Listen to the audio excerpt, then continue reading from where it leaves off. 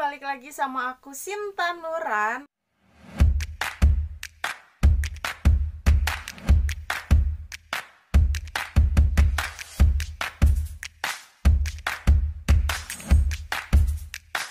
Nah, hari ini kebetulan hari Kamis tanggal 13 Mei 2020. Nah, karena ini uploadnya bakal hari Kamis tanggal 13 Mei 2021.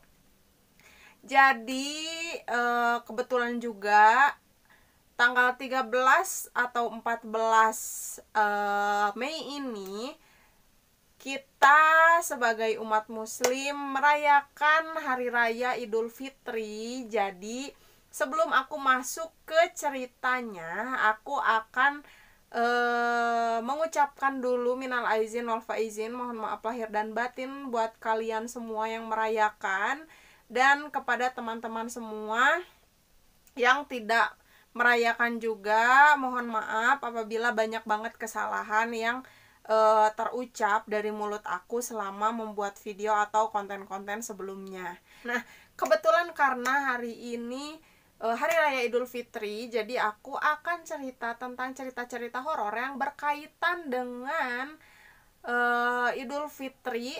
Nah, kebetulan banget cerita ini dialami oleh teman teman rumah aku, dan dia itu tidak mau disebutkan namanya. Ya, langsung aja kita masuk ke ceritanya. Jadi geng, cerita ini teman aku alamin yang bernama Kenzi ini di saat dia mau mudik dengan keluarganya di tahun 2017.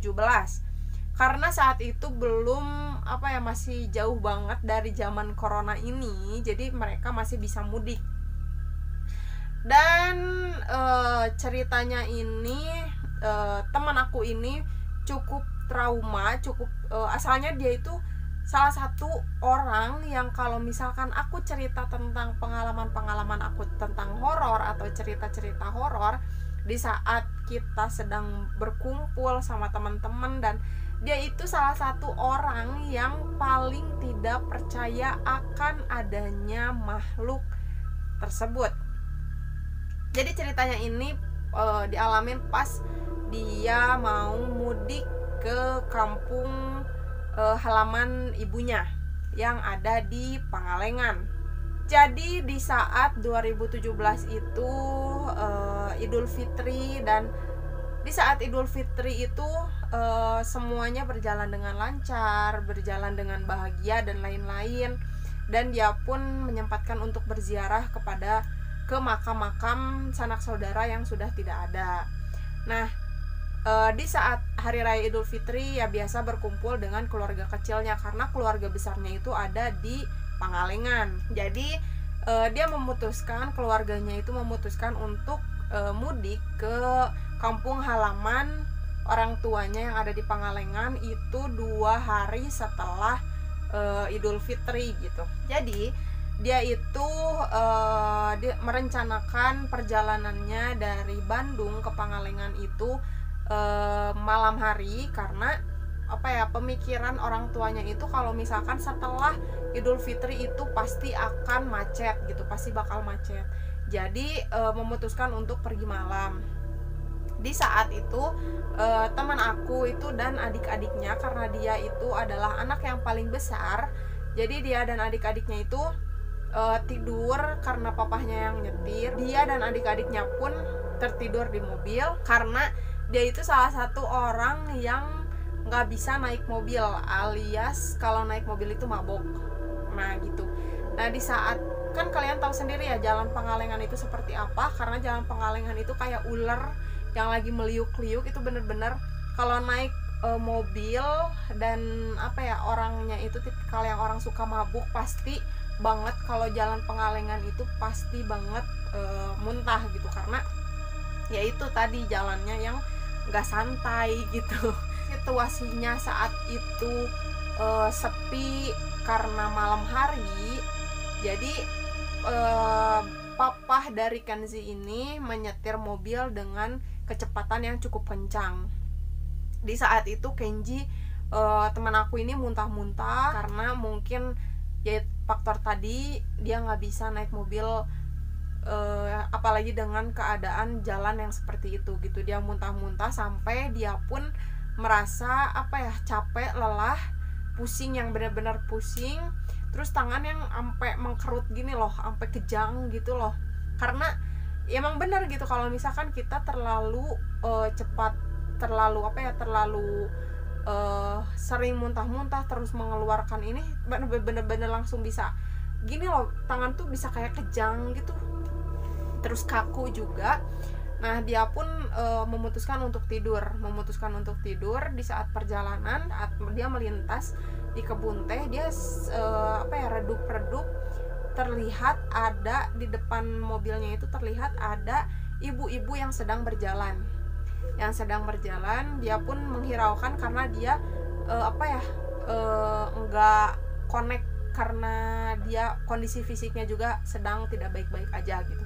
Terus setelah itu tidak cuman itu aja, setelah dia mulai karena dikasih minum sama ibunya dan lain-lain gitu, dikasih obat juga, dia mulai membaik gitu. Terus dia pun kok ngerasa karena mobilnya itu ada 3 kabin, jadi orang tuanya di depan, dia dan adik-adiknya itu di tengah, di belakang itu otomatis kosong dan barang-barang, untuk barang-barang juga. Nah di saat dia ngerasa udah mulai membaik keadaannya, dia kayak ngerasa gitu, kalau misalkan ngerasa kok ada yang ada di belakang gitu, ngerasa ada orang di belakang kursi dia gitu. Dia dia itu tidak menghiraukan dengan perasaan curiganya tadi gitu. Dia tetap fokus ke jalan dengan dia masih merasa sedikit pusing gitu. Di saat di perjalanan, tiba-tiba joknya itu kayak yang ditahan sama kaki gitu loh, yang didorong sama kaki gitu. Nah gitu loh, kayak ngerasa apa ini gitu, kayak kalau misalkan ada orang kan kakinya digituin loh, jadi ngerasa gitu. Nah dia pun merasakan hal itu gitu. Di saat dia ngelihat ke belakang, samar-samar kok ada bayangan hitam yang tingginya itu melebihi orang-orang normal.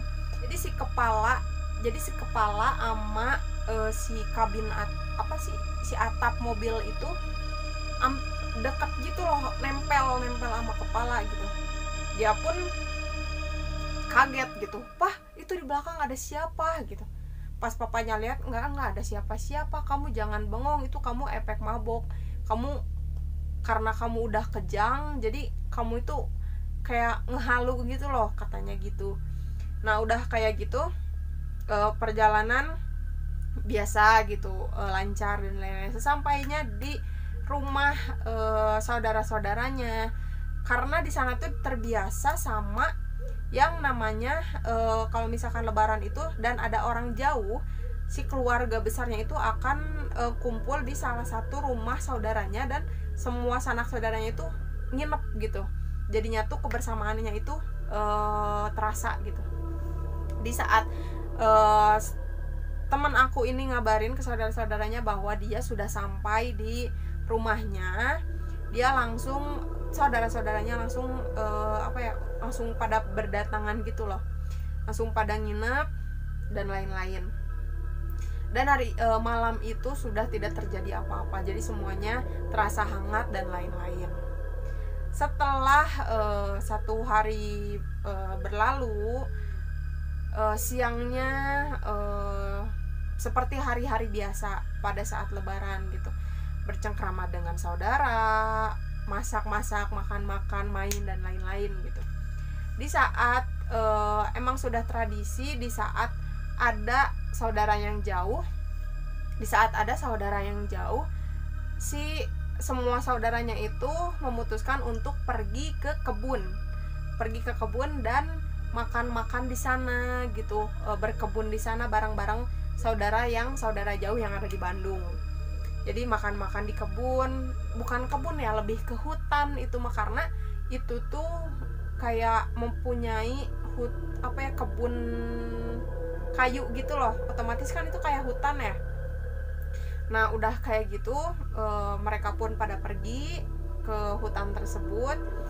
Di situ Kenji ingin buang air kecil guys, karena di hutan nggak ada karena di hutan nggak ada toilet dan lain-lain, karena jauh juga dari rumah warga, dari rumah penduduk jauh juga, dia memutuskan untuk buang air kecil di sebelah pohon yang sangat besar. Memang sih itu pohonnya keadaan semua pada besar-besar gitu, tapi di situ emang ada salah satu pohon yang sangat besar. Kenapa dia milih di salah satu pohon yang sangat besar? Karena dia perempuan, jadi dia menghalangi agar nggak pada lihat gitu. Dan katanya di sana itu masih terdapat harimau atau apa ya dia bilang tuh ya, pokoknya hewan buas itu masih ada di sana gitu. Nah udah kayak gitu, oh ya geng, jadi itu keadaannya sudah sore dan semua kegiatan yang dilakukan oleh keluarganya, makan-makan, ngebersihin hutannya dan lain-lain itu udah beres. Nah dia pengen pipis itu keadaan sore hari, keadaannya sore, dan dia tidak ingat kalau dia itu nggak permisi dulu kalau dia mau buang air kecil. Itu menurut aku sangat fatal ya, karena dimanapun kita berada, di saat kita ingin buang air kecil ataupun apa, di saat apalagi keadaannya di hutan, itu kita wajib banget buat permisi dan punten-punten lah ya, karena kita itu berada bukan di tempat kita. Nah itu sama halnya sama kayak pendaki-pendaki juga, itu diwajibkan kalau misalkan kita pengen buang air kecil atau buang air besar, diwajibkan untuk permisi dulu gitu, karena takutnya mau orang percaya atau tidak percaya ya sebaiknya kita menghargai gitu. Oke geng, lanjut karena takut durasi kepanjangan. Jadi semua itu pada pulang. Nah malamnya itu enggak langsung istirahat, semua keluarga itu masih tetap kumpul, dan dia karena dia punya teman-teman di sana di Pangalengan itu, punya teman teman-teman kecilnya. Jadi dari maghrib tuh pulang.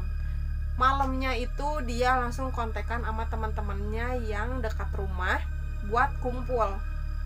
Jadi yuk kumpul, ini aku mumpung ada di sini, kita ngumpul malam ini dan lain-lain.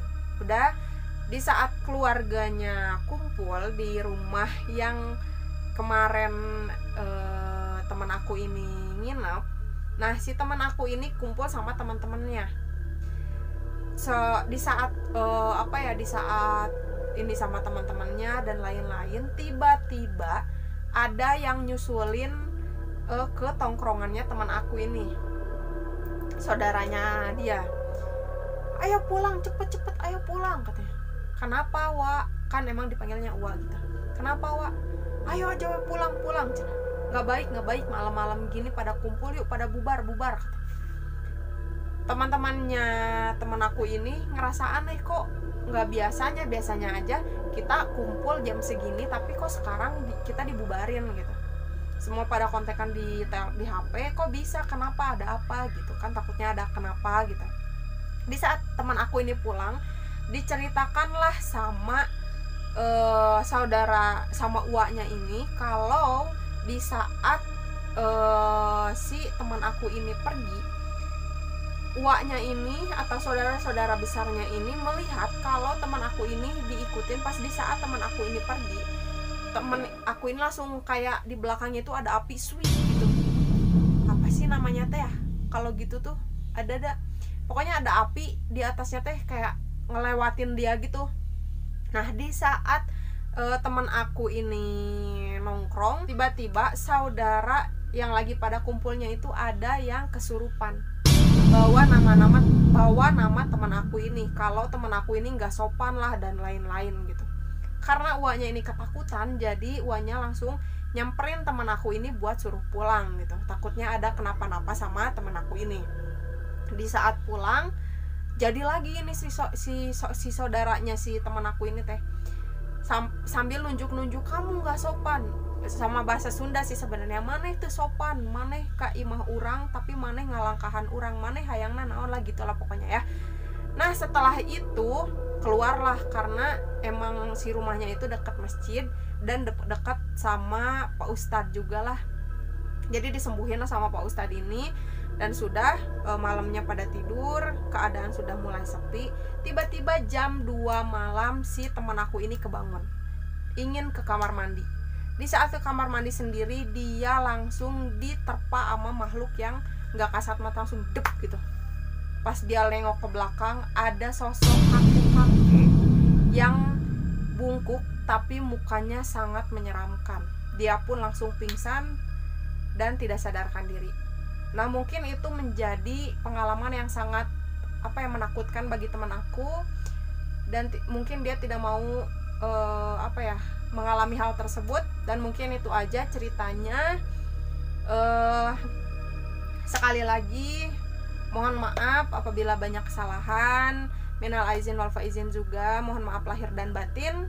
Mungkin itu aja ceritanya. Dan kalau kalian punya cerita horor atau cerita horor atau pengalaman horor yang dialami oleh saudara kalian, teman kalian, pacar kalian, atau siapapun itu, bisa kalian langsung ceritakan cerita horor itu di kolom komentar, atau kalian bisa langsung DM di Instagramku di @sintanura30. Jangan lupa kalian like, comment, dan subscribe.